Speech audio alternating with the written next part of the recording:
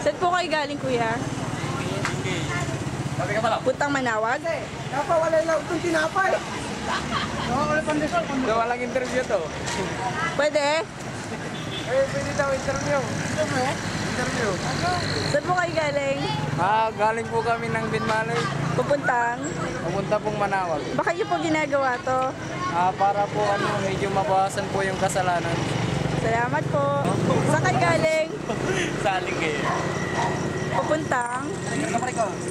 Saan kayo pupunta? Sa Manawag po. Bakit niyo ginagawa tong tawag dito? Isang palatong yan eh. Para mapabawas ng kasalanan. Sige po. Ako eh, hindi mo ba interview yan?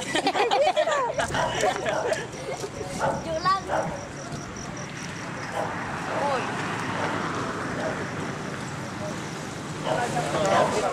Ilang oras po pala lakarin yung Manawag po? Basta pa, naantay ko na yun, bang alas 3 kami. Dapat naglalakad, hindi pwedeng sumakay ganun. Basta lakad. Sunod libreng sasakyan po, gusto niyo po baka libreng sasakyan. Pupunta ng Manawag. Pengen ng kap. Bilang ng po para sa libreng sasakyan. May tubig din po doon, baka gusto niyo po ng libreng. Taga saan po sila, ate?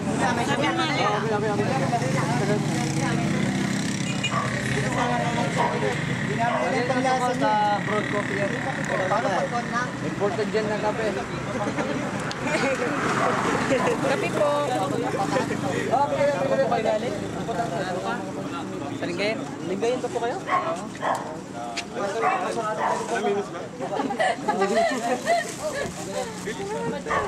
Kuya, taga saan po kayo?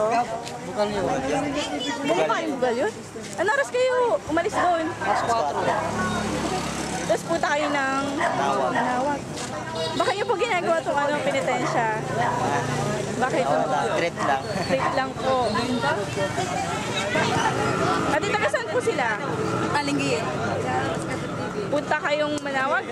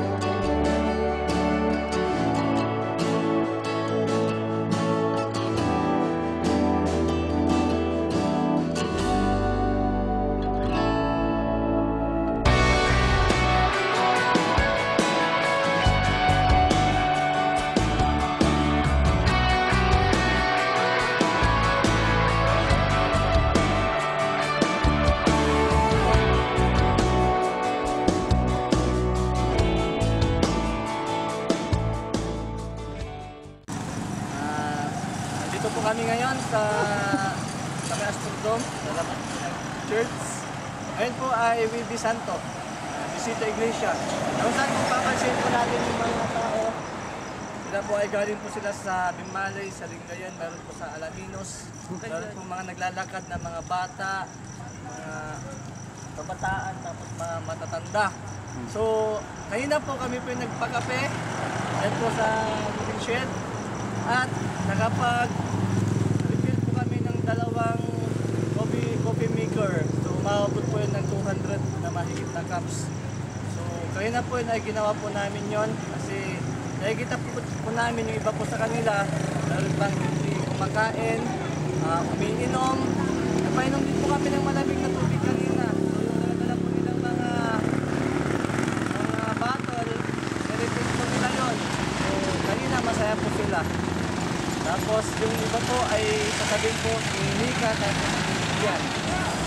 Ano po yung mga ginawa po namin? Ginawa po namin, aside from sa nagpakape, tapos nagbigay ng libreng tubig, is ako po, ginawa ko po is in-interview ko po yung mga naglalakad, tinanong ko sila bakit sila nagpa-penitensya. Aside sa mga sinasabi nila mabawasan yung kasalanan nila, is yung iba trip-trip lang. So, kasi magbabarkada silang naglalakad, so makikita po rin sa kanila yung parang enjoyment na maglakad. Saka yun.